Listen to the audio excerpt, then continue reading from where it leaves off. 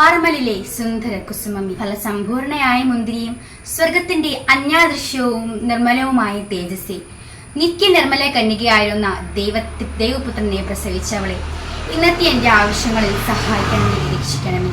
അങ്ങ് എൻ്റെ അമ്മയാണെന്ന് കാണിച്ചു തരണമേ.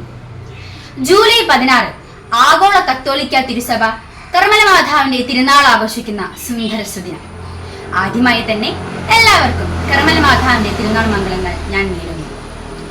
1251 ജൂലൈ 16 തീയതി വിശുദ്ധ സൈമൺ സ്റ്റോക്കിന്റെ അടുത്തേക്ക് വാനവഗണങ്ങളുടെ അകമ്പടിയോടെ കർമ്മല മാതാവ് പ്രത്യക്ഷപ്പെട്ടുകൊണ്ട് പറഞ്ഞു, എന്റെ ഈ സഹോദരത്തിന്റെ അടയാളവും രക്ഷയുടെ അച്ചാരവുമായ ഈ കർമ്മല ഉദ്ധരിയം ധരിക്കുക. ഈ ഉദ്ധരിയം ധരിച്ചു മരിക്കുന്നവർ നശിക്കുകയില്ല.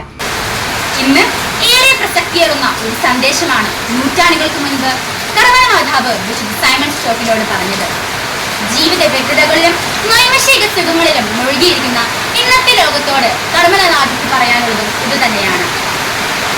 നിത്യതയിലേക്കുള്ള യാത്രയിൽ പാഥേയമായ വിശുദ്ധ കുർബാനയും ആത്മീയ പോഷണത്തിന് ദൈവവചനവും സാധാരണ തോൽപ്പിക്കാൻ ജപമാലയും അത്യാവശ്യമായതുപോലെ നിത്യത പുലർത്താൻ കർമ്മലോദ്ധരിയും അത്യന്താപേക്ഷിതമാണ്.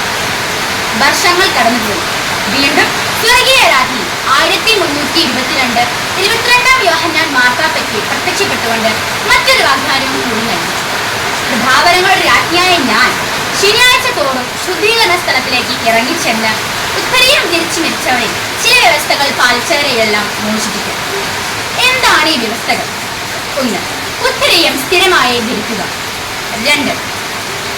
താങ്കളുടെ ദൈവവിളിക്ക് അനുസൃതമായുള്ള ലൈംഗിക വിശുദ്ധി പാലിക്കുക. 3. പരിശുദ്ധ കന്യകയുടെ സ്തുതിക്കായി ചെറിയ നമസ്കാരം ചൊല്ലുക. കർമ്മല ഉദ്ധരിയത്തിന്റെ 2 സവിശേഷതകളാണ് കർമ്മല മാതാവ് വിശുദ്ധ സൈമൺ സ്റ്റോക്കിനോട് പറഞ്ഞത്. കർമ്മല മാതാവിന്റെ ഈ സഹോദരത്തിന്റെ അടയാളവും രക്ഷയുടെ അച്ചാരവുമാണ് ഈ കർമ്മല ഉദ്ധരിയം. പരിശുദ്ധ അമ്മയുടെ ഉത്തമ സുഹൃത്തുക്കളാണ് ഞാനും നിങ്ങളും. പരിശുദ്ധ അമ്മ നമുക്ക് നൽകിയ ശ്രേഷ്ഠമായ ഒരു സമ്മാനമാണ് ഈ കർമ്മല ഉദ്ധരിയം. പരിശുദ്ധ അമ്മയുടെ തിരുനാൾ നാം ആഘോഷിക്കുമ്പോൾ നാം ചിന്തിക്കണം, അമ്മ നമുക്ക് നൽകിയ ഈ ഉദ്ധരിയം അഥവാ വെണ്ണിഞ്ഞ ഞാൻ ധരിക്കുന്നുണ്ടോ? പരിശുദ്ധ അമ്മയുടെ സംരക്ഷണത്തിന് ഞാൻ എന്നെ തന്നെ സമർപ്പിക്കുന്നുണ്ടോ?